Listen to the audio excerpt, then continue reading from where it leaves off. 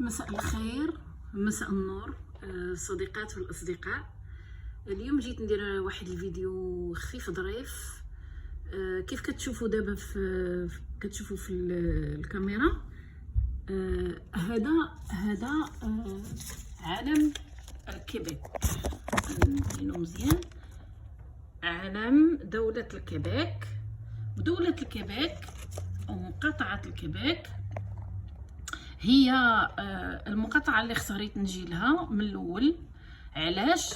لأن هي المقاطعة اللي الوحيدة في كندا اللي تم التصويت فيها على القانون 21. والقانون 21 هو اللي كيمنع حمل الرموز الدينية في الوظائف ذات السلطة، مثل التعليم والقضاء والشرطة والسجون. انا افتخر كيف كيسموني اصدقاء هنايا القباقب، كيسموني لا ماروكو كيبيكواز. كنفتخر بمقاطعه الكيبيك كوني كنسكن فيها هذه 4 سنين. كنتمنى نتعرف على المناطق ديالها كامله والجهات وننتقل ليها ونخدم فيها او نزورها سياحه. وكنشكر جميع الاحزاب السياسيه اللي هنايا اللي كتدافع على العلمانيه بواحد القوه واليقظه ديال النساء هنايا بشكل قوي جدا، خصوصا لو راسامبلومون بور لا لايستي او كيبيك، مع صديقاتي من اصول مغاربيه واصول مشرقيه ومن نساء كيبيكواز يعني قبقوبيات.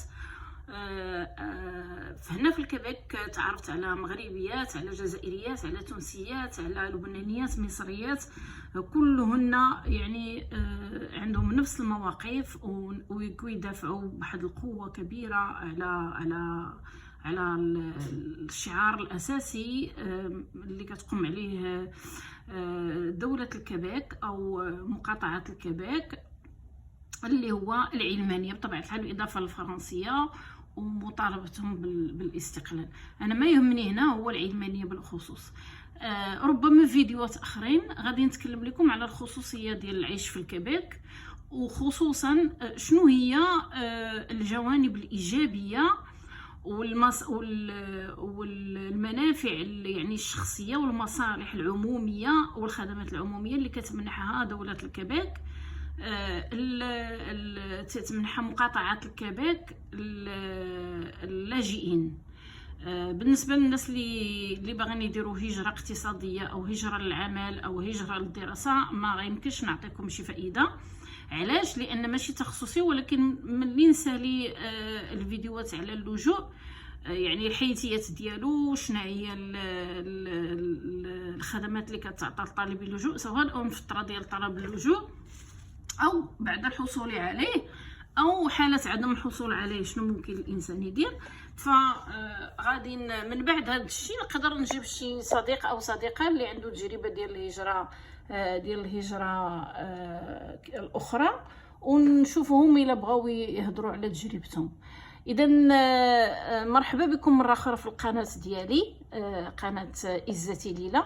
كنتمنى تتابعوا ديروا متابعه وديروا لايك وديروا شير. الناس بزاف في الفيسبوك كيطلبوا مني معلومات على تفاصيل اللجوء، شنو هو اللجوء، واش يمكن المغربي او المغربيه يدير اللجوء في كندا. لان اللجوء كيتطلب بطبيعه الحال الحكومه الفيدراليه. نتوما كيف كتعرفوا كندا هي دوله فيدراليه بحال الولايات المتحده، واخا هي تابعه للتاج البريطاني ضمن دول الكومنولث اللي هي بريطانيا وكندا ونيوزيلندا واستراليا، ولكن الحكم الفيدرالي هو الحكم الفيدرالي. يعني كاين هناك استقلال ديال كل مقاطعه. كاينه 13 مقاطعه في كندا كامله.